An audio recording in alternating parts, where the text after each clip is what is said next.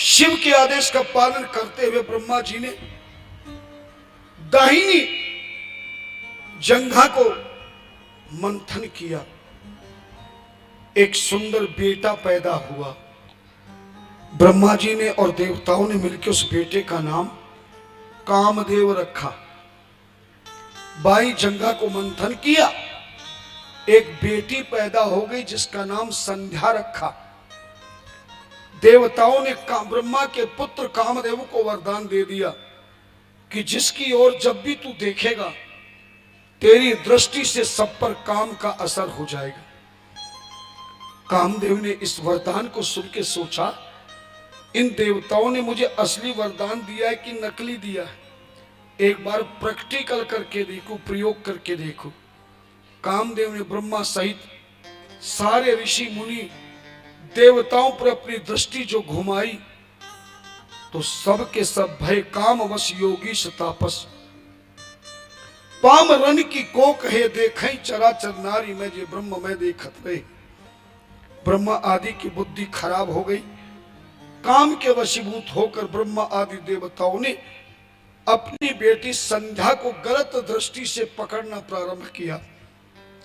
तभी संध्या भागकर शंकर भगवान की शरण में चली गई।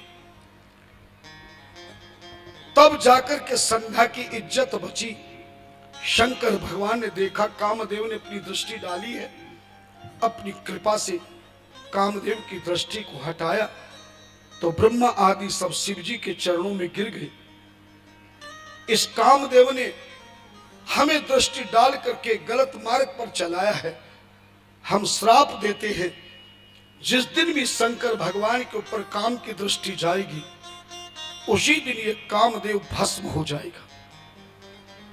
तभी संध्या ने आके ब्रह्मा से कहा, पिताश्री आप सभी ने मेरे शरीर को कलंकित कर दिया है, कुदृष्टि डाली है, अब मैं इस शरीर को रखना नहीं चाहती, कोई उपाय बताइए।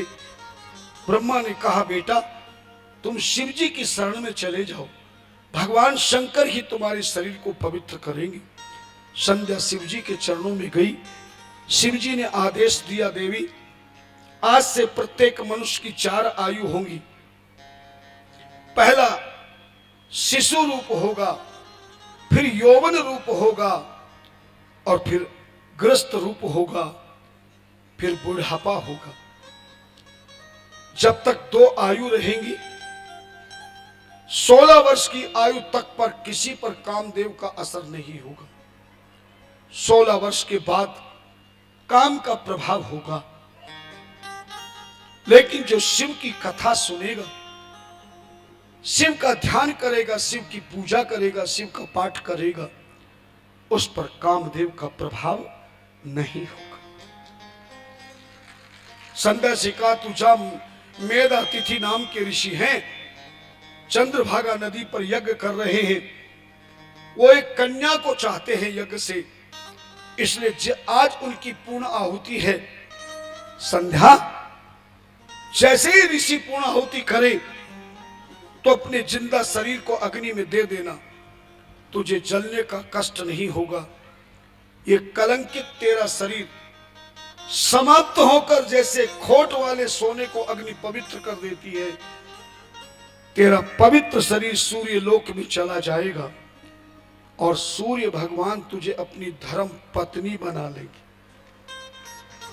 शिव के कहने पे संध्या गई, मेधातिथि के यज्ञ कुंड में जाके शरीर को आहुति दी, उसकी लपट लग करके सुंदर सूर्य के लोक में चली गई और सूर्य ने संध्या से विवाह कर लिया।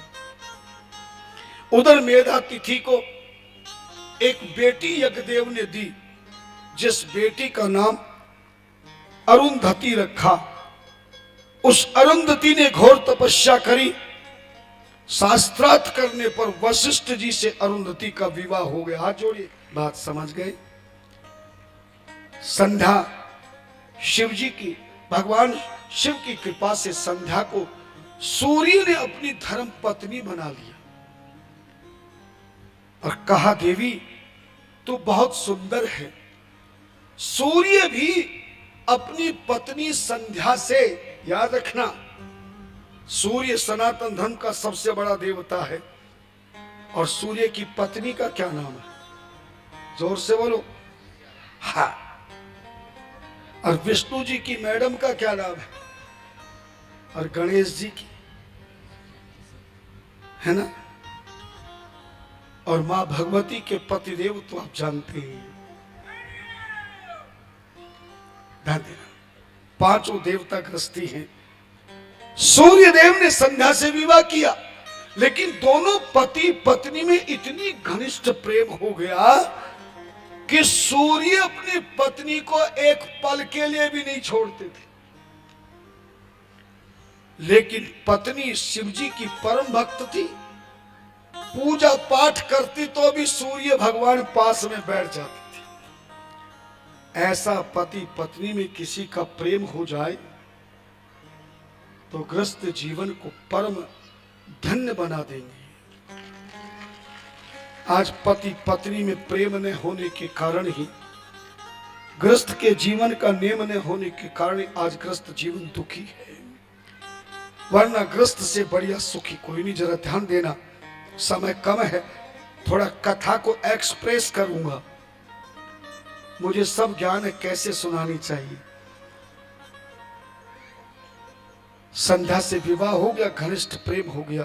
संध्या रोज कहती थी, महाराज मुझे पूजा पाठ तो कर लेने दिया करो। बोले तेरे बिना मैं एक पल नहीं रह सकता। कई वर्ष हो गए, संध्या के संतान पैदा हो गई। सबसे बड़ा सूर्य उस संध्या का पुत्र बना। पता है आपको कौन पुत्र बना? वैवस्वत मनु, जो संकल्प में बोला जाता है, वैवस्वत मनोन्तरे अष्टाविंशतिमे युगे कलयुगे कली प्रथम चरण। सूर्य का सबसे बड़ा पुत्र संध्या से पैदा हुआ, जिसका नाम वैवस्वत मनु पड़ा। दूसरा बेटा पैदा हुआ जो यमराज बना, जिसको यम कहते हैं। एक बेटी संध्या के गर्भ से पैदा हुई, जिसको यमुना कहने लगी। संध्या ने देखा कि पति मुझे नहीं छोड़ने की और मैं शिव की तपस्या नहीं कर सकती। संध्या ने काम किया। रात्रि के समय अपनी शक्ति से संध्या ने अपना जैसा रूप ही सूर्य देव के पास में सुला दिया, जिसका नाम छाया पड़ा। यानी अपनी छाया को, प्रतिबिंब को, जैसे सीता जी ने प्रतिबिंब छोड़ा था ना, भगवान श्री राम ने कहा था तुम पावक में करो निवासा, जब लग करो निशाचर नासा, है ना?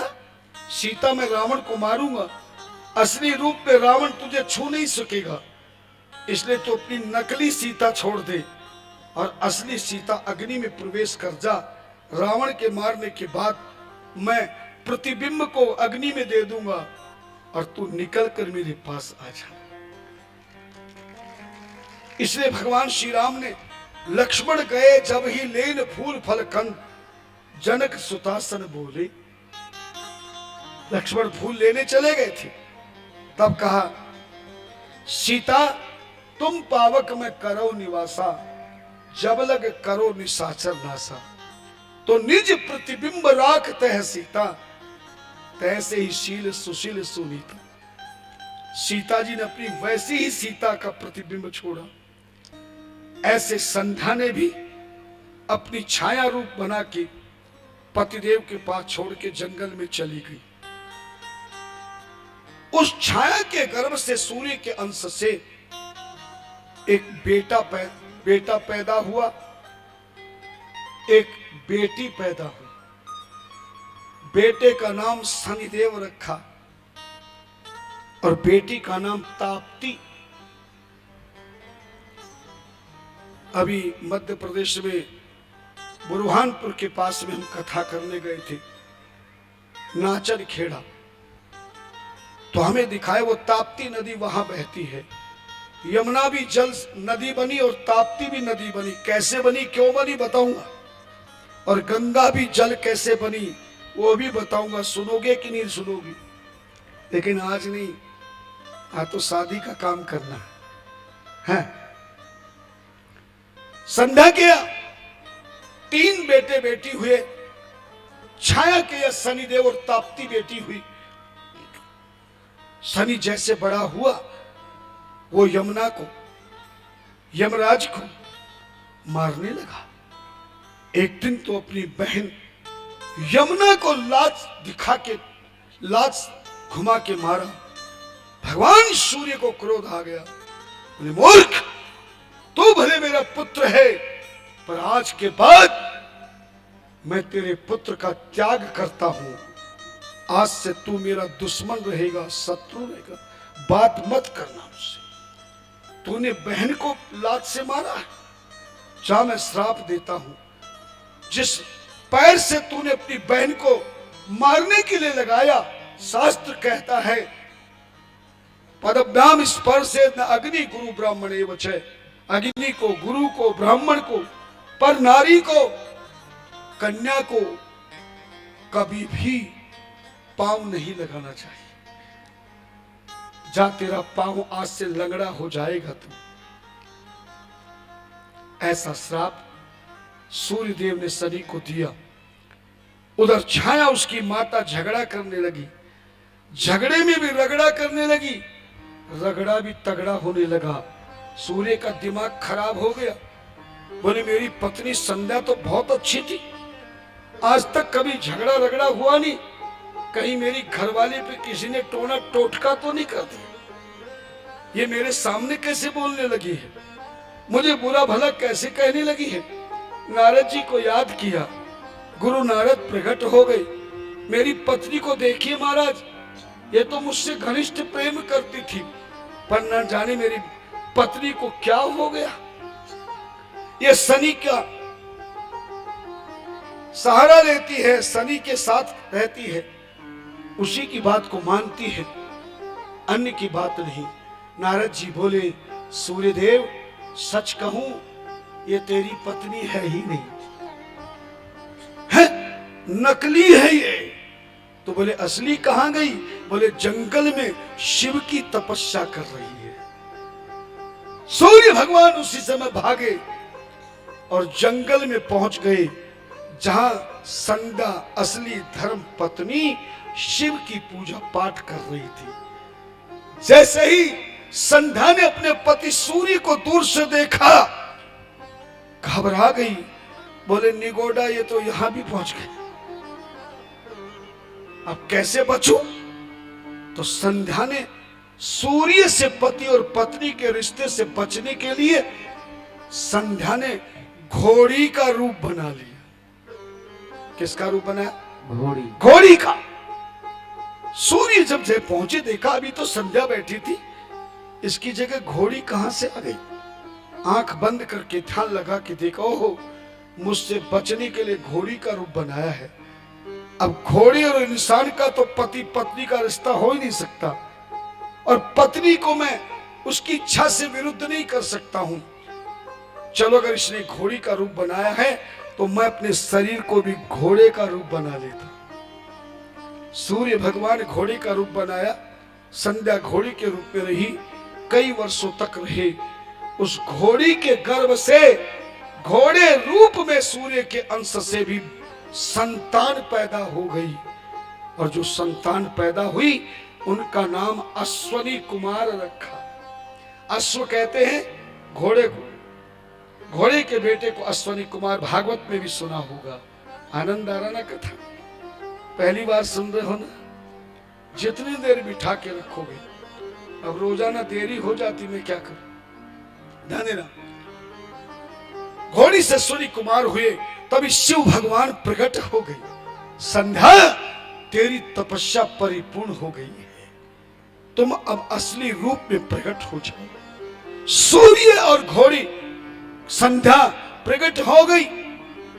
संध्या सूर्य को वरदान दिया, देवी तूने घोड़ी बनकर के भी मेरी तपस्या को नहीं छोड़ा है। इतना प्रेम सूर्य और तुझ में है, पति पत्नी में है, इसलिए जा मैं तुझे वरदान देता हूं। मृत्युलोक में जब भी कोई पुरुष पत्नी को प्राप्त करने के लिए शादी में दूल्हा बनकर के अपने घर से पत्नी को लेने के लिए ससुराल की ओर यात्रा प्रारंभ करेगा, उसी को पति का जीवन मिलेगा जो घोड़ी पे चढ़ करके मेरे मंदिर तक यात्रा करेगा।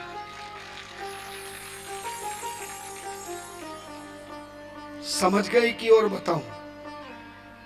इसीलिए दूल्हे को घर से घोड़ी पर बिठाकर कहां तक ले जाया जाता है? मंदिर तक ले जाया जाता है। मंदिर के बाद में चाहे वो ऊंट पे जाए, बैलगाड़ी पे जाए, रथ में जाए, हीरो होंडा पे जाए, कार में जाए, कहीं जाए, है ना? इसीलिए सनातन धर्म में दूल्हा घोड़ी पर बैठता है। भगवान सूर्य संध्या को वरदान दिया, सूर्य की पूजा से पहले संध्या की पूजा होगी, जिसको संध्या वंदन कहते हैं। सूर्य से पहले ललिमा में संध्या ही दिखाई देगी और छिपते समय भी संध्या के दर्शन होगी। आगे नहीं बढ़ूंगा, बहुत कथा है, पीछे चलता हूं। इस तरह से सूर्य संध्या का नियम बना। देवताओं ने कहा तुम सबसे बड़े देवता होंगे, समस्त देवी देवता तुम्हारी पूजा करेंगे, अंधकार को मिटाने की शक्ति तुम्हारे में होगी। जो तुम्हें अर्घ देगा, संध्या वंदन करेगा, उसके बाद किए गए पुरुष स्त्री के हाथों की पूजा देवी देवता स्वीकार करेंगे। बिना संध्या की कोई पूजा पाठ स्वीकार नहीं होगी। संध्या कैसे की जाती, कल की कथा में बताऊं। सूर्य को जल कैसे दिया, आगे चले। तभी आकर के ब्रह्मा ने कहा अब मैथुनी सृष्टि प्रकट करो। ब्रह्मा जी ने 2 बेटे 3 बेटियां पैदा करी। बड़े बेटे का नाम प्रियव्रत था, दूसरे बेटे का नाम उत्तानपाद था, बड़ी बेटी का नाम आकुति था, दूसरी का देवहूति था और तीसरी बेटी का नाम प्रसूति था। प्रियव्रत का विवाह विश्वकर्मा की वर्चस्व नाम की पत्नी से विवाह हुआ और उत्तानपाद का विवाह सुनीति और सुनीति से हुआ, जिनके अब सुनीति से भरत पैदा हुए थे।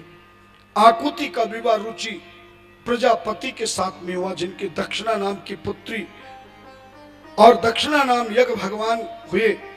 धन्यना दूसरी बेटी देवहूति का विवाह कर्दम मुनि से हुआ, जिनके अनुसैया जैसी बेटियां 9 पैदा हुई।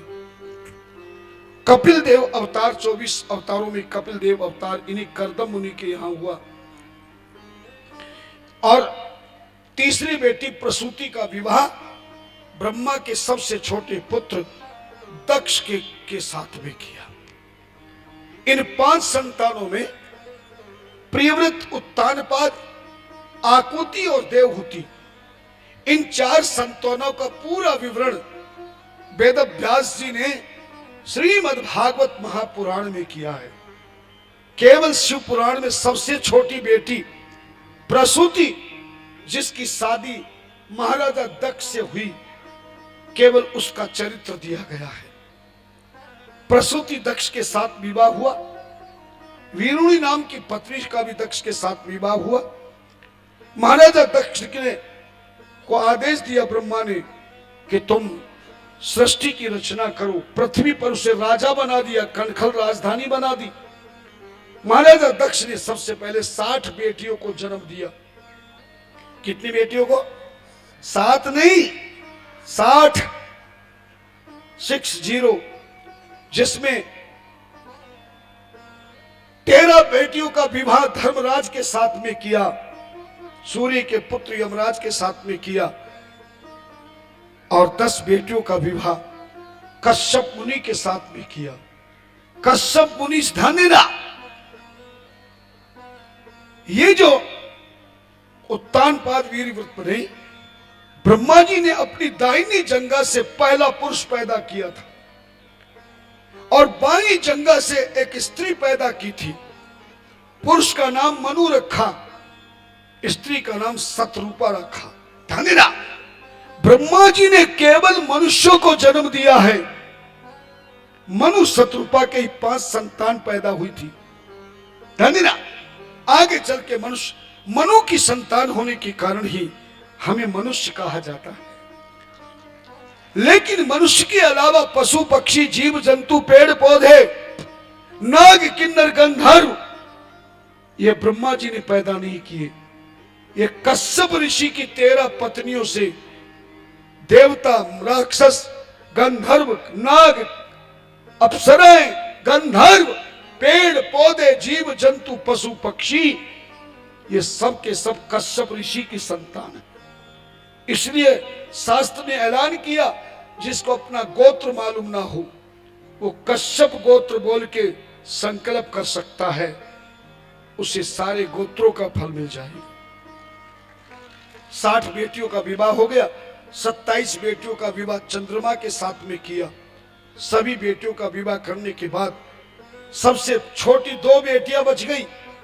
एक का नाम स्वधा था, एक का नाम स्वाहा था। स्वधा नाम की बेटी का विवाह पितरों के साथ में कर दिया। आज भी पितरों का तर्पण श्राद्ध करते समय स्वधा नाम बोला जाता है। अंतिम में सबसे छोटी बेटी जिसका नाम स्वाहा था, धन्य स्वाहा नाम की बेटी की शादी अग्निदेव यज्ञ भगवान से कर दी। स्वाहा नाम की बेटी यज्ञ भगवान के साथ में किया। यज्ञ भगवान ने अपनी पत्नी को आशीर्वाद दिया। पहली बार मुंह दिखाई में पतिदेव ने कहा, देवी तुम अत्यंत सुंदर हो, मेरा सौभाग्य है तुम्हारी जैसी धर्म पत्नी मुझे मिली। मैं तुम्हें क्या दे सकता हूं, जो तुम मांगेगी वही मिलेगा। पत्नी ने कहा, प्रभु मुझे वरदान ही देना चाहते हैं तो वचन दीजिए कि आज के बाद आप मुझ स्वाहा नाम की पत्नी को जीवन में एक पल के लिए भी कभी अलग नहीं करेंगे।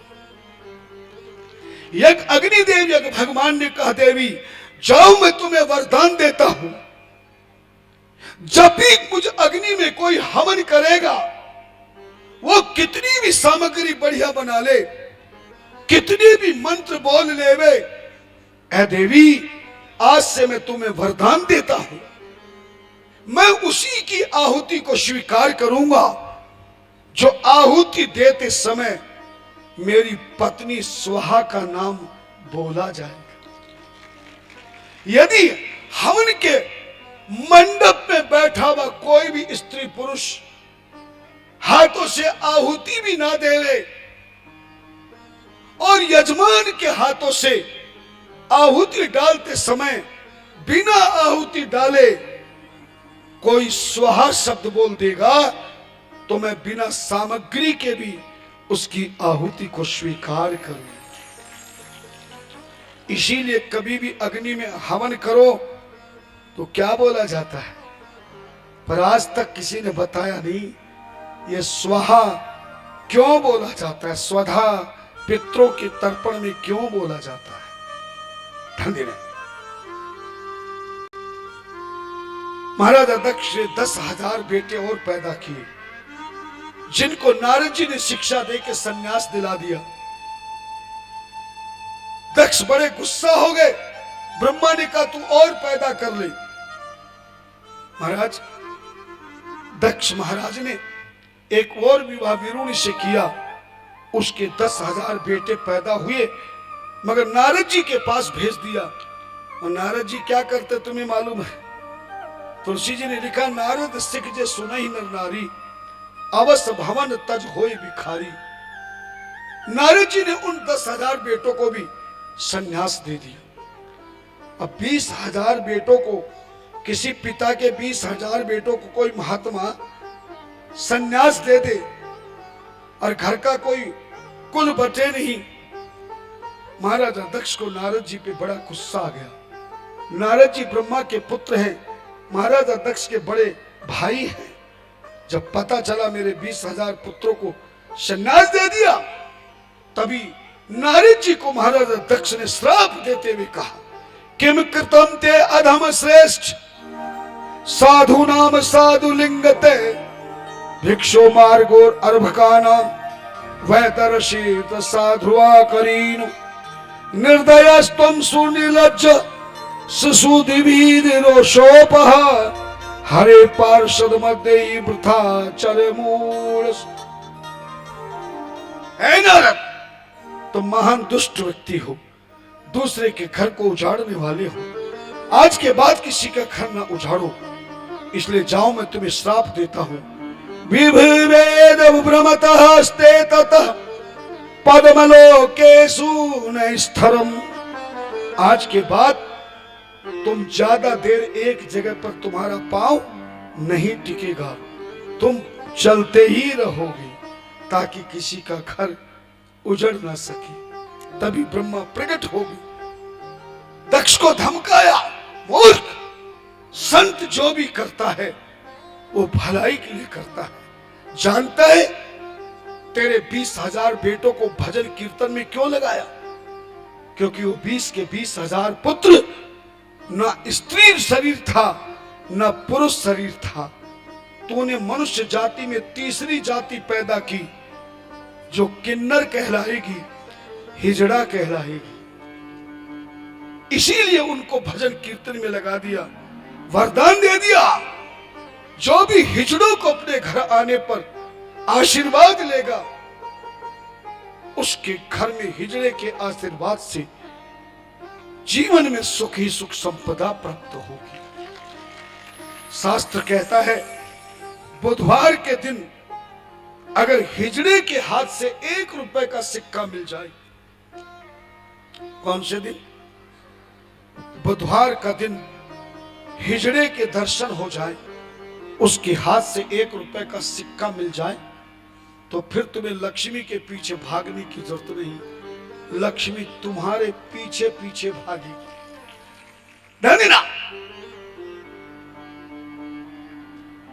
नारी जी ने कहा आज के बाद तो संतान पैदा नहीं कर सकेगा। अपनी कमी को देख के दक्ष चरणों में गिर गया।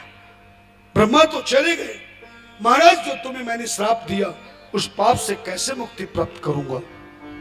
नारद जी ने कहा जाओ कनखल के महलों में अष्टभुजाधारी शेर पर सवारी शिव की शक्ति मां भगवती का चित्र बनवाओ, चित्रकार से अखंड ज्योत जगाओ और तुम मां भगवती का जागरण करो। ध्यान देना, मृत्यु लोक में सतयुग में पृथ्वी पर कनखल की नगरी में सबसे पहला भगवती का जागरण महाराजा दक्ष ने किया है। 9 दिनों तक पूजा करी, पाठ किया, जागरण किया, मां भगवती प्रकट हो गई। दक्ष से बोली क्या वरदान चाहते हो? बोले तुम मेरे घर में बेटी बन के आ जाओ। भगवती ने कहा बेटी तो बन के आऊंगी मगर मेरी शादी शिवजी से करना, पर शिवजी का कभी अपमान मत कर। जिस दिन तेरे घर से शिव का अपमान हो जाएगा उसी दिन में तेरे घर से चली जाऊं। वही भगवती जागरण के प्रताप से महाराजा दक्ष के यहां बेटी बनकर के आई। कौन सी, क्या बन के आई? भगवान की लीला के अनुरूप भगवती महाराजा दक्ष के यहां कन्या बन के आई। बड़ी होने पर जिस बेटी का नाम नारद जी ने सती रखा था, सती मानी पतिव्रता, सती जब जवान हुई तो विधि विधान से शंकर भगवान के साथ सती का विवाह कर दिया। और जैसे सती का विवाह संपन्न हुआ, चैत्र शुक्ल पक्ष त्रयोदशी के लिए विवाह होने के बाद सतयुग समाप्त हो गया और त्रेता युग प्रारंभ हो गया। त्रेता युग में राम की लीला शुरू हो गई। भगवान शंकर सती को पत्नी बना के प्रसन्न रहते। रोजाना गोदावरी नदी के किनारे पर कुंभ ऋषि के यहाँ श्री राम कथा सत्संग सुनने जाते थे। सती को ले जाना चाहते हैं पर सती नहीं जाती है, क्योंकि दक्ष पिता ने, माता ने कभी सत्संग नहीं सिखाया, कभी मंदिर ले जाना सिखाया नहीं। कभी व्रत पूजा नहीं करना सिखाया। मेरी माता बहन बेटियों, जरा ध्यान से जोर से बताना, जो माँ बाप अपनी बेटी को बचपन से संतों के पास नहीं ले जाते, सत्संग में नहीं ले जाते, मंदिर में पूजा पाठ नहीं करवाते, कोई व्रत आदि अनुष्ठान नहीं करवाते, वो बेटी शादी के बाद पूजा पाठ करेगी क्या? उसका घर ठीक से चलेगा क्या?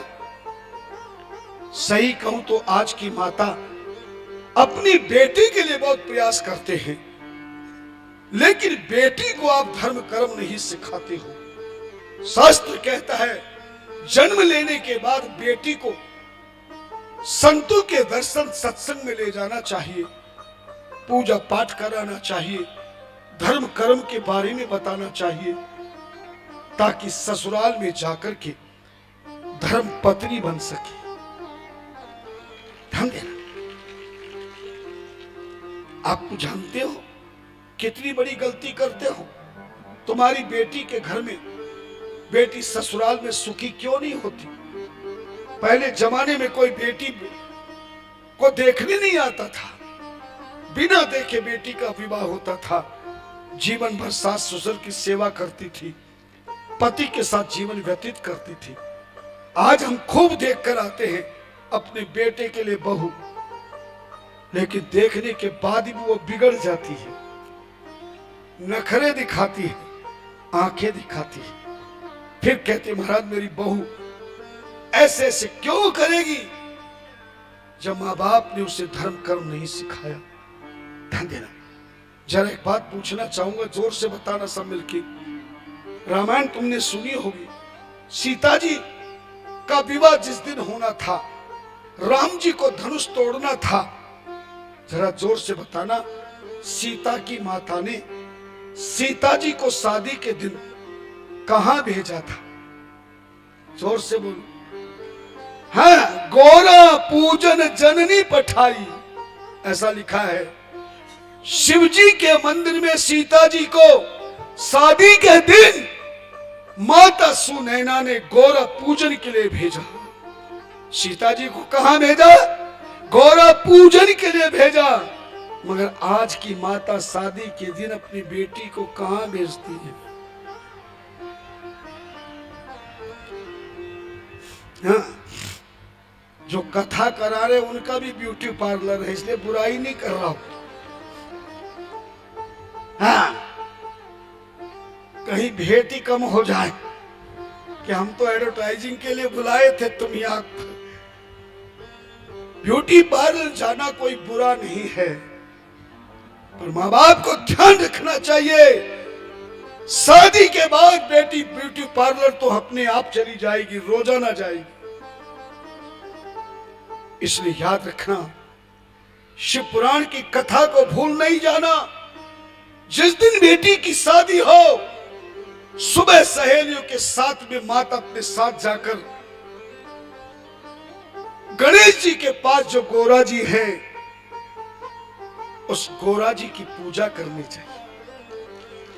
जिस बेटी की शादी न हो रही हो, अच्छा रिश्ता नहीं मिल रहा हो, और बढ़िया रिश्ता जो बेटी चाहती है, वो बेटी एक चौपाई लिख ले कागज पेन पर, रामायण की चौपाई है जो सीता जी ने गोरा जी को सुनाई थी, जिसको सुनते ही मूर्ति हंसने लगी और सीता के गले में फूलों की माला डाल दी। एक चौपाई है, नोट कर लीजिएगा। मोर मनोरथ जानहुनी के, मोर मनोरथ जानहुनी के, बसहु सदा और सब ही के। ये चौपाई शादी योग्य बेटी हो जाए, अच्छा रिश्ता चाहिए, अच्छी सास चाहिए, ससुर चाहिए, परिवार अच्छा चाहिए, पतिदेव अच्छा चाहिए। जो बेटी रोजाना भी नहीं तो सोमवार के दिन गणेश के साथ गोरा जी की पूजा करके इस चौपाई को बार बार जाप करती है, उसे सुंदर घर बर परिवार रिश्तेदार प्राप्त हो जाता है। इसी चौपाई से, इसी प्रार्थना से सीता जी को माता जी ने आशीर्वाद दिया, सुन सी सत्य असीस हमारी, पूज ही मनोकामना तुम्हारी। ध्यान देना, सीता जी को आशीर्वाद दे दिया था, तुम्हें सुंदर वर पति मिलेगा जो तू चाहती है। ध्यान देना, इसको करना चाहिए। सती जी को मां बाप ने, दक्ष ने, मां ने कभी सत्संग नहीं कराया, कभी संतों का आशीर्वाद नहीं दिलाया, कभी मंदिर में जाकर भगवान को जल नहीं चढ़वाया, कभी तीर्थ दान नहीं करवाया, तो सती भला कथा सुनने क्यों जाए? शिव जी ने कहा चल सती, नहीं गई। सती जी ने तुरंत भगवान शिव को जवाब दे दिया, I don't like this matter, don't disturb me please, you can go. मुझे मत छेड़िए, मैं नहीं जानती सत्संग क्या होती, महात्मा क्या। भगवान शिव घबराए, बोले कैसे सती को सत्संग में ले जाऊं।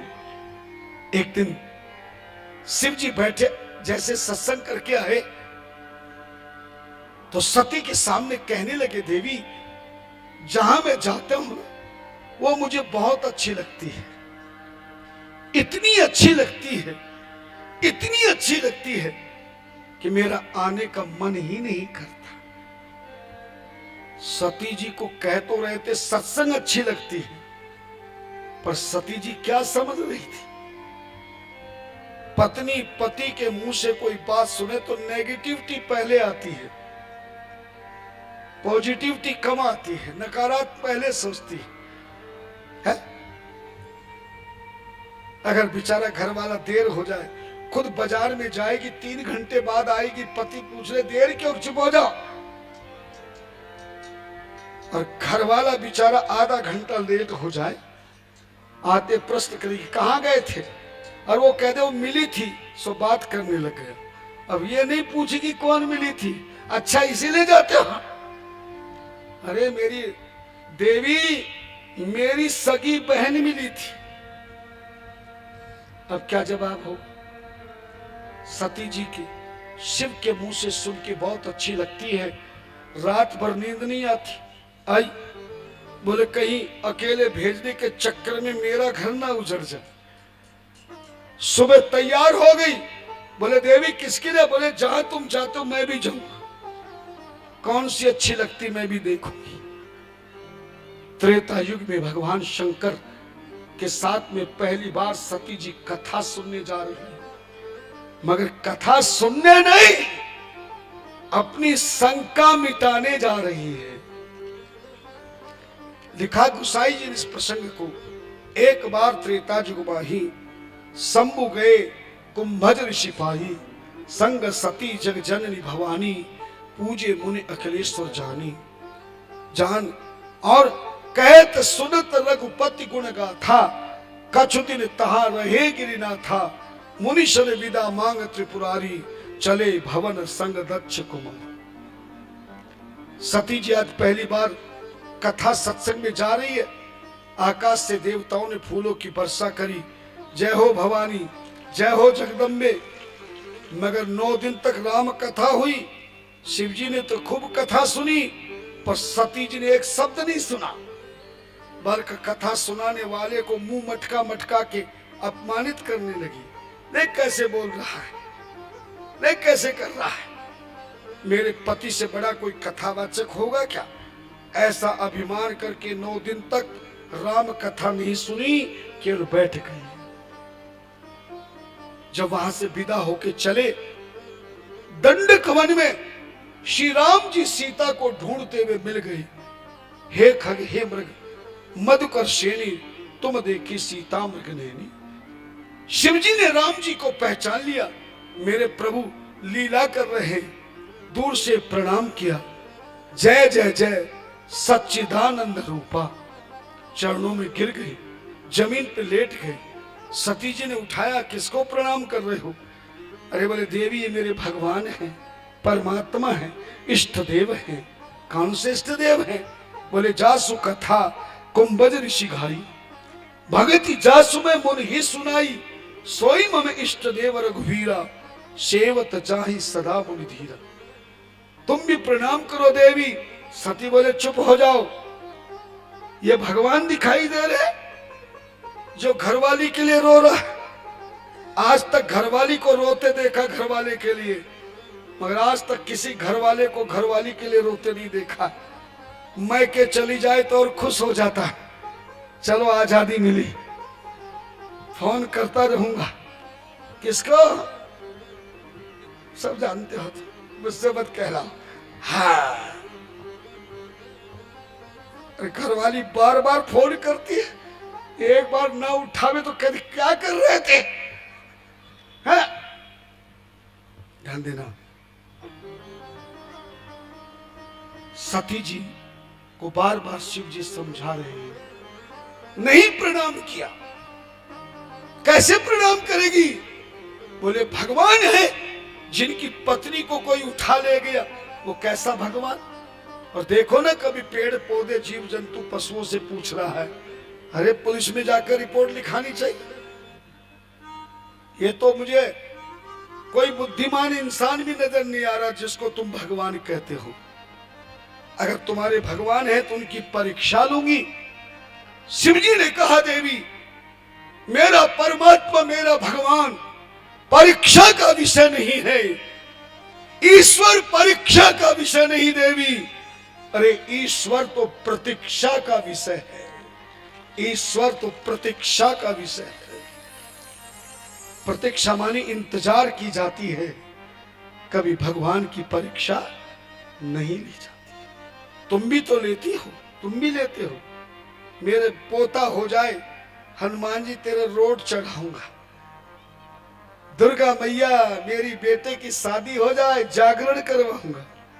है ना, ये परीक्षा है, सब मत किया करो। ना गई परीक्षा लेने सती जी। शिव जी बरगद के नीचे बैठ गए। सती जी ने परीक्षा लेने के लिए सीता का रूप बनाया। क्यों? बोले जिसके लिए रो रहे हैं उसी रूप में मैं मिलूंगी तो तुरंत गले लगा लेंगे, है ना। मगर याद रखना, नकल में भी अकल की आवश्यकता होती है। सीता का रूप तो बनाया, पर सती जी रूप बनाते समय भगवान शिव की कथा नहीं सुनी थी, सो भूल गई। वो तो श्रृंगार 16 श्रृंगार करके बढ़िया सीता जी ब्यूटी पार्लर का श्रृंगार करके पहुंच गई राम जी के सामने। लक्ष्मण ने देखा ये माता जी श्रृंगार करके, चुप हो गए लक्ष्मण, क्योंकि दूध का जला हुआ छाछ से भी डरता है। जब भाई साहब आगे हैं तो मैं क्यों आगे हूं? पड़ो के अगाड़ी और घोड़े के पिछाड़ी कभी नहीं होना चाहिए, वरना लात खानी पड़े। लक्ष्मण चुप हो गई। राम जी की नजर पड़ी, भगवान श्री राम हंसने लगे। हाँ? सीता के रूप में सती ने कभी तो जोर जोर से रो रहा था, मुझे देखते हंसने लगा। लगता है ये भगवान नहीं है। पत्नी को देख के खुश हो गया। तभी प्रभु श्री राम ने हाथ जोड़ा, जोर पाण प्रभु कीन प्रणामू, पिता समेत लीन निज नामू। पिता के सहित में प्रणाम किया। सती जी को और भ्रम हो गया, बोले मैं तो सीता बनी हूं, ये हाथ जोड़ रहा है। पर बोले अच्छा अच्छा अच्छा अच्छा, जो घरवाला घरवाली से डरता है वो हाथ ही जोड़ता है। तब तक तो राम जी चरणों में आ गए। कहा माता जी प्रणाम। ये क्या भेष बना के बच्चे को रोते हुए को झुंझुना दिखाई रही है? शंकर भगवान को कहां छोड़ी आई? बहुरी कहे वो कहां वृष केतु, विपन अकेली फिरई के हेतु। अब तो सती घबराई, भागी वापस से। तो पहचान गए, कहीं शंकर जी को पता ना चल जाए। किसी घरवाले को ये पता चल जाए कि मेरी घरवाली थोड़ी देर के लिए किसी दूसरे की घरवाली बन गई है, तो पति रखेगा क्या? बोलो ना। भागी, मगर भागते समय कोई भी नारी क्या छोड़ देती है? जब कोई नारी भागती अचानक तो क्या छूट जाता है? कि तुम्हारा छूटा नहीं कभी, और चप्पल छूट जाती है। और जितना देवियों को चप्पल पर मोहब्बत होती है उतना घरवाले से भी नहीं होती। हाँ, कई तो कथा सुनने आती तो चप्पलों को दबा के, और कई तो इधर खोलती कि महाराज की चरण पादुका यहाँ मेरी सुरक्षित है। क्योंकि कथा में खाली कथा ही सुनने वाले नहीं आते हैं कथा में केवल प्रसाद लेकर जाते हैं। कुछ ऐसे भी आते हैं जो प्रेम से कथा सुनकर जाते हैं। कुछ ऐसे आते हैं जो नाच नाच के आनंद उठाते हैं। पर सत्संग में कुछ ऐसे भी आते हैं जो पुरानी छोड़ के नई ले जाते हैं। अब क्या ले जाते तुम सोच लेना है। भगवान श्री राम ने चरणपाद का उठाई सती की, भागे पीछे, रोक लिया रास्ता। सती ने देखा राम लक्ष्मण सीता खड़े हैं, इधर देखा राम लक्ष्मण सीता का हजारों शिव ब्रह्मा विष्णु सेवा कर रहे हैं। समझ गई मुझसे गलती हो गई, आंख बंद करके बैठ गई। प्रभु ने माया हटा दी, शिव जी के पास गई। नारी का स्वभाव है, कोई भी नारी अपने पति का नहीं, पति के बाप का भेद ले लेती है, पर कोई भी नारी अपना भेद किसी को नहीं देती है। बुरा नहीं मानना, शास्त्र में लिखा, वही बोल रहा हूं। नारीश चरित्रम पुरुषस्य भाग्यम देवो न जानाति कुतो। मनुष्य के भाग्य को और नारी के चरित्र को आजकल परमात्मा भी नहीं जान सके। पति के बाप की क्या ताकत है जो समझ ले क्या कह है। रसोई में मलाई खा रही हो और सास आ जाए है, हाँ माता, हाँ, बड़ी जल्दी चेहरा बदल जाता है, बड़ी जल्दी चेहरा बदल जाता है। सती को पूछा कैसी परीक्षा ली? लीन परीक्षा कवन विधि, कैसे परीक्षा ली? तो सती जी ने मुस्कुरा के झूठ बोल दिया, कछु न परीक्षा लीन गोसाई, कछु न परीक्षा लीन गोसाई, कछु न परीक्षा लीन गोसाई, कछु न परीक्षा लीन गोसाई। कीन प्रणाम तुम्हारी नारी, कीन प्रणाम तुम्हारी नाई। बोले महाराज मैंने कोई परीक्षा नहीं ली। आदमी तो दूर से प्रणाम करके आशीर्वाद ले लेता है, पर नारियों की आदत है जब तक महाराज के चरण छू ले तब तक चैन नहीं पड़ता। सो तुमने तो दूर से प्रणाम किया, मैं पास में प्रणाम करके आ रही। शिव जी ने ध्यान लगा के देखा, सती कीन सीता कर भेसा। सती जी ने सीता का भेष बना लिया, तो मेरी मां बन गई, मेरे इष्ट देव हैं। तभी शिव जी ने मन ही मन त्याग दिया और समाधि लगा के कैलाश पर बैठ गए। बीते सम्मत 87 तजी समाधि शिव अविनाशी। 87,000 के वर्ष के बाद जब समाधि टूटी, सती जी की क्या गति हुई होगी। जिस पत्नी को पति छोड़ दे, हमेशा के लिए मुख मोड़ ले, वो नारी के शरीर की हालत आप जान सकते हो। पति विहीन सब शोक समाजो, नारी के जीवन में खाने को कम मिले, पहनने को कम मिले, दुनिया का सारा दुख मिल जाए सहन करेगी, मगर पति साथ छोड़ दे, ये सहन नारी के लिए बहुत बड़ा दर्द है। 87,000 वर्ष के बाद राम नाम सुन के सती जी गई, भगवान कथा करने लगे, तब तक ध्यान ऊपर चला गया। विमान जा रहे थे, शिव जी से पूछा ये विमान कहाँ जा रहे हैं?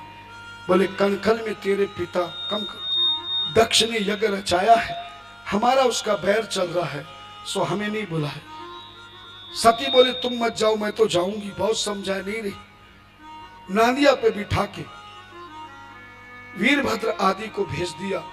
सती यज्ञ में पहुंची, शिव का अपमान देखा, क्रोध में भर गई, अपने पिता राजा दक्ष को श्राप दे दिया, तेरे जैसे पिता अभिमानी का अंश बनी, इसीलिए मैंने कुंभज ऋषि का अपमान किया, सत्संग का अपमान किया, राम जी का अपमान किया, मैंने अपने पति का अपमान किया, अब मैं इस शरीर को नहीं रखूंगा। ऐसा सोचकर, और तुझे पिता शिव जी अवश्य दंड देंगे, ऐसा कहकर सती ने ध्यान लगाया और योग अग्नि के द्वारा सती ने अपना शरीर भस्म कर दिया। कम करो बेटा। हाहाकार मच गया। वीरभद्र ने यज्ञ को विध्वंस किया। शिव जी को नारद ने बताया, गुस्से में भर गए। भगवान शिव ने बाल जटा से निकाल के पत्थर पे डाला, 2 टुकड़े हुए, एक काली देवी बनी, एक वीरभद्र बना। दोनों को दक्ष को दंड देने भेज दिया। जाते ही दक्ष की गर्दन को काट करके यज्ञ कुंड में डाल दिया। यज्ञ कराने वाले वहां के भृगु जी ऋषि की दाढ़ी को पकड़ के खींच लिया, यज्ञ में डाल दिया। ब्रह्मा बने पूखा को के दांत उखाड़ के यज्ञ में डाल दिए। हाहाकार मच गया। तब देवताओं ने प्रार्थना की, शिव जी को बुलाया गया। कटी हुई गर्दन के धड़ को शिव के चरणों में डाला गया। तब शिव जी ने दक्ष को बकरे का सर लगाया और तभी प्रार्थना क्षमा करके, क्षमा मांग करके यज्ञ पूर्ण कराया और दक्ष संन्यास लेके भजन करने चला गया। शिवलिंग जिसकी पूजा की थी उसी कनखल में छोड़ गया। शिव ने वरदान दिया, जहां भी मंदिर में शिवलिंग होगा वो शिव मंदिर कहलाएगा, मगर कनखल का यह शिव मंदिर नहीं, राजा दक्ष तेरे नाम से शिव मंदिर कहलाएगा। दक्ष प्रजापति के नाम से ये मंदिर होगा। मरते समय सती ने बहुत बढ़िया काम किया। मरत सती हरि सनवर मांगा, जन्म जन्म शिव पद अनुरागा, तेही कारण हिमगिरि रह जाई, जन्मी पार्वती तनु पाई। वही सती जी दूसरे जन्म में पार्वती बनी। महाराजा दक्ष हिमालय के यहाँ, मैना के यहाँ जन्म लिया। 11 साल की हुई, एक दिन नारद जी आए। माता मैना ने, हिमालय ने हस्त रेखा दिखाई। हाथ देख करके नारद जी बोले, हर प्रकार से तुम्हारी बेटी पूज्यवान होगी, मृत्युलोक में बड़े बड़े मंदिर होंगे, संत योगी तपस्वी सभी इसकी पूजा करेंगे, इसका नाम अजर अमर होगा। हे देवी, तेरी बेटी बहुत सब लक्षण है, सब संपन्न, सब लक्षण संपन्न कुमारी, पर एक चीज की कमी है इसकी रेखा में। जो उसको पति मिलेगा, ना उसका घर बार होगा, ना परिवार होगा, ना कारोबार होगा, ना रिश्तेदार होगा, ना आहार होगा, ना व्यवहार होगा, ना संस्कार होगा। योगी जटिल अकाम मन, नगन अमंगल भेष, अस स्वामी यही को मिलही, पड़ी हस्त असरे। इसको जटाधारी योगी मिलेगा। रोने लगे हिमालय मैना, कोई उपाय बताओ। बोले उपाय एक है, जैसे पति के लक्षण है, सारे लक्षण त्रिलोकीनाथ, विश्वनाथ, दीनानाथ, भोलेनाथ के हैं। अगर तेरी बेटी का विवाह भोलेनाथ से हो जाए तो अवगुण भी गुण में बदल जाएगी। कैसे मिलेंगे? बोले जो तप करे कुमार तुम्हारी, भावी मेट सकई त्रिपुरारी। तपस्या, गुरु मंत्र दिया नारद जी ने। पार्वती को शिव की तपस्या के लिए भेज दिया। अपनी बहन गंगा, बड़ी बहन गंगा को साथ लेकर सहेलियों के साथ में जाकर के पार्वती ने घोर तपस्या करी। कहती कि एक 11,111 वर्ष तक शिव को पति बनाने के लिए पार्वती ने घोर तपस्या करी। तपस्या से देवता प्रसन्न हो गए, वरदान दे दिया, देवी अब तपस्या को छोड़ दो, शिवलिंग की पूजा करो, तुम्हारी तपस्या पूर्ण हो गई है। भगवान शिव ही बारात लेकर तेरे माँ बाप के द्वार पर आएंगे, तुझे दुल्हन के रूप में पत्नी बनाकर कैलाश पर ले जाएंगे। पार्वती ने तपस्या को त्याग के पूजन करना शुरू किया।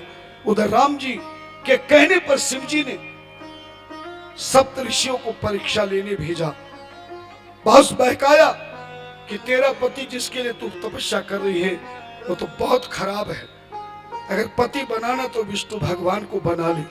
लेकिन पार्वती ने जवाब दे दिया, महादेव अवगुण बहुत, विष्णु सकल गुण धाम, जेहि के रम सम जाहि सन, ताहि ताहि संग। जन्म कोट लग रगर हमारी, ब्यावों शंभु ने तो रहूं कुंवारी, शादी होगी तो शिव के साथ होगी। जय जयकार करने लगी, माता तुम धन्य हो, हम तुम्हारे पिता को कहकर आ रहे हैं, जब पिता तुम्हें लेने आए, माता लेने आए, घर चली जाना, जाओ आशीर्वाद है, भोलेनाथ दूल्हा बनकर के आएंगे। महाराज सप्तऋषियों की परीक्षा को पूर्ण होते ही, सप्तऋषियों की तपस्या पूर्ण होते ही गए हिमालय मैना लेकर पार्वती को आ गए। और उधर सप्तऋषि नारद जी को भेजा कि जाओ लग्न पत्रिका ला, लेकिन इधर शिव जी की समाधि लग गई। जब समाधि शिव की लगी तो तारक नाम का राक्षस पैदा हो गया, जिसने ब्रह्मा से वरदान मांगा, मेरी मृत्यु शिव के पुत्र के हाथों से हो। तारक नाम का राक्षस पूरा हाहाकार मचा दिया कि शिव तो तपस्या में बैठे, शादी होगी नहीं, बेटा होगा नहीं, मेरी मृत्यु नहीं होगी। सारे देवताओं का राज्य छीन लिया। ब्रह्मा आदि सारे देवता इकट्ठे हुए। ब्रह्मा ने कहा, भाई इस तारक नाम के राक्षस की मृत्यु केवल शिव के पुत्र के हाथों से होगी, है? लेकिन शिव जी तो समाधि में बैठे हैं, जो समाधि तोड़ाएगा वो जिंदा नहीं रह पाएगा। पहले समाधि तोड़वाओ, फिर दूल्हा बनवाओ, फिर बारात लेके जाओ। कौन तोड़वाएगा? तभी विष्णु भगवान खड़े हो गए। तभी विष्णु जी की धर्म पत्नी लक्ष्मी ने हाथ पकड़ के नीचे बिठाया और गुस्से में खड़ी होकर ब्रह्मा से बोले, बुढ़े तू क्यों नहीं जाता? मेरे इतने सुंदर पति को मौत के मुंह में भेज रहा। ब्रह्मा ने बोले, लक्ष्मी, 90 साल का बुढ़ा भी पत्नी के लिए बुढ़ा नहीं होता, चाहे दुनिया उसको बुढ़ा कहे। चुप हो जा। और इसी बात को लेके लक्ष्मी और पार्वती में, लक्ष्मी और ब्रह्माणी में क्या हो गया? झगड़ा। और झगड़े में भी और रगड़ा भी। तभी नारद जी आगे बोले, बैठ जाओ दोनों, तुम मत जाओ। ऐ देवता एक काम करो, तुम्हारा दुश्मन कामदेव है, जिसने तुम्हें काम में फंसाया था। भले वो दुश्मन है, लेकिन आज उसको मित्र बना लो, बुलाओ उसको, उसकी पूजा करो और उसी को, कामदेव को शिव की समाधि तोड़वाने भेजो। देवता बोले, वो तो हमारा शत्रु है, हम उसके पांव छुएंगे, माला पहनाएंगे, मिठाई करेंगे। नारद जी बोले, तभी नारद के कहने पर देवताओं ने कामदेव का आह्वान किया। आते ही कामदेव की पूजा होने लगी। कोई माला पहना रहा, कोई तिलक कर रहा है, कोई मिठाई खिला रहा है, कोई फूल चढ़ा रहा है। कामदेव की बुद्धि खराब हो गई। बोले, ये देवता तो मुझे डंडे से मारते थे, भगा देते थे, आज मेरी इतनी बड़ी पूजा क्यों कर रहा है? जब समझ में नहीं आया तो नारद जी को धीरे से कान में पूछा, बाबा आज ये लोग मेरी पूजा क्यों कर रहे हैं? नारद जी ने भी धीरे से कहा, बेटा जिस बकरे की बलि देनी होती पहले उसकी ऐसे ही पूजा होती। कामदेव बोला, कोई बात नहीं, जो देश के लिए, समाज के लिए, परिवार के लिए, अपने राष्ट्र के लिए कुर्बानी देता है, वो मरने के बाद भी अमर हो जाता है। परहित लाग तजई जो देही, संत असंत प्रशंस ही दे। कामदेव गया धन्यना, जाकर के अपनी शक्ति लगाई, एक पेड़ के ऊपर बैठ गया कामदेव। पेड़ के पत्ते के पीछे छुप करके अपनी जब शक्ति लगाई, एक बार तो सारी त्रिलोकी पे कामदेव का असर हो गया, पर शिव पर असर नहीं हुआ, क्योंकि शिव जी के हृदय में राम थे। और जहां राम है काम नहीं, जहां काम नहीं राम। तब देवताओं ने प्रार्थना करी, राम जी थोड़ी देर के लिए हट जाइए हृदय से। राम जी जैसे हटे, काम का प्रभाव हुआ, शिव की समाधि टूटी, तीसरा नेत्र खुला और पेड़ पर बैठे हुए कामदेव को भगवान शिव ने भस्म कर दिया। देवता बोले, इतने गुस्से वाले शिव के पास जो जाओगे वही भस्म हो जाएगा। जब भी किसी पुरुष को गुस्सा आए लड़ाई में, तो कभी किसी पुरुष को मत सामने कर देना, हाँ किसी महिला को आगे कर देना, गुस्सा अपने आप भाग जाएगा। देवताओं ने कामदेव की पत्नी रति को आगे कर दिया। रोदत विदत बहुभाति करुणा करत शंकर पह गई, रोने लगी, मेरे पति को तुमने भस्म क्यों किया। शिव जी ने 3 वरदान दिए रति को, तेरा पति भस्म हो गया, तेरा पति अब नहीं मिलेगा। द्वापर युग में तेरा पति, जब कृष्ण भगवान का रुक्मणी से विवाह, ध्यान देना कथा में, ध्यान दे, ऐसी कथा नहीं मिलेगी। रुक्मणी से कृष्ण का विवाह होगा तो कृष्ण के अंश से, रुक्मणी के गर्भ से जो पहला पुत्र होगा रति, वही कामदेव तेरा पति होगा। जब यदुवंश होय अवतारा, होय हरण महामयी भारा, कृष्ण तने होय पति तोरा, वचन अन्यथा होय न मोरा। द्वापर युग में और कलयुग में तो तेरे पति का शरीर तो नहीं होगा, पर दुनिया के हृदय में तेरा पति ही पति होगा। काम के अलावा किसी को कुछ होश नहीं होगा। आज पूछो मैया कथा में क्यों नहीं आ रही, बोले काम है। कहां जा रही, बोले काम है। देर कैसे होगी, बोले काम था। एक और वरदान दिया। रति ने कहा, मुझे तो वरदान मिल गया, मगर मेरा पति जिस पेड़ पर बैठा था उस वृक्ष को भी वरदान दीजिए प्रभु। ध्यान देना, जानते हो कामदेव कौन से वृक्ष पे बैठा था? तुलसी जी ने लिखा है रामायण में, सौरभ पल्लव मदन विलोका। सौरभ कहते आम को, आम के पेड़ पर बैठा था। जब कामदेव को भस्म किया तो साथ में पेड़ भस्म हो गया कि नहीं, बोलो ना। कौन सा पेड़ भस्म हुआ? तब शिव जी से बोले, उस पेड़ को भी वरदान दीजिए। तब शिव ने वरदान दिया, अगर पेड़ों का कोई राजा होगा, वृक्षों का कोई राजा होगा, तो आम का वृक्ष होगा, और फलों का कोई राजा होगा तो आम का ही होगा।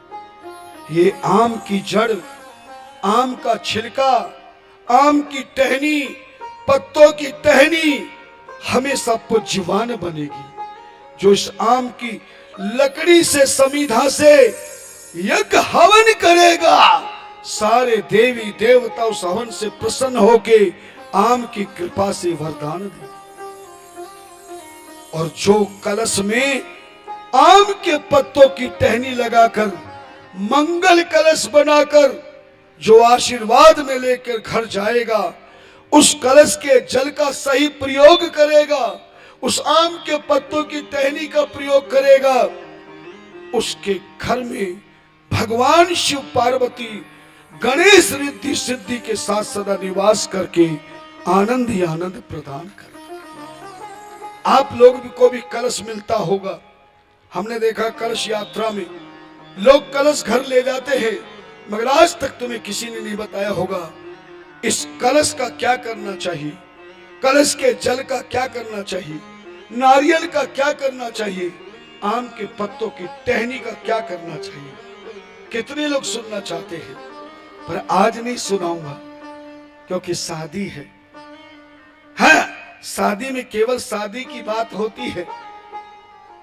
समय मिला तो आगे सुनाऊंगा। कथा का कलश किसी को मिल जाए,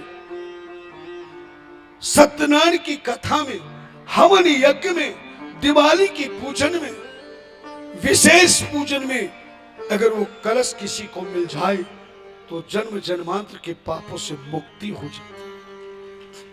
कन्यादान के समय भी अपनी बेटी को विदा करते समय पिता कलश दान करता है। पहले कह देता मेरे पास तो कन्या है और कलश है, इसके अलावा कुछ नहीं। इस कलश का क्या करना चाहिए जरूर बताऊंगा, भूल जाऊं तो पर्ची भिजवा देना। हाँ, हर चीज बताऊंगा, पर आज नहीं। भगवान शिव ने वरदान दिया, तभी सारे देवता आ गए और देवताओं ने आकर के भगवान शिव से प्रार्थना करी। उधर नारद जी लगन पत्रिका लेकर पहुंच गए। ध्यान देना, जैसे ही लगन पत्रिका पहुंची, सारे देवता प्रसन्न हो गए और जाकर के शिव जी से प्रार्थना करने लगे। ध्यान देना, और जैसे ही लगन पत्रिका ले गए, उसके बाद हिमालय ने पूरे नगरवासियों को निमंत्रण दे दिया शादी का, कि मेरे भोलेनाथ का विवाह होने का पार्वती के साथ में। और तभी नगरवासी कन्यादान करने लगे। पहले जमाने में सब बारात बाद में आती थी, पहले कन्यादान किया जाता था अपनी अपनी शक्ति के अनुसार। आप में से कितने लोग हैं जो कन्यादान करना चाहते हैं? डरो मत, हाथ खड़े करके बताओ। हाँ, शिव की झोली में कन्यादान पार्वती का किया जाता है। जो दिल खोल करके बिना कंजूसी के झोली में कन्यादान डालता है, उसके घर में धन का अंबार बढ़ जाता है।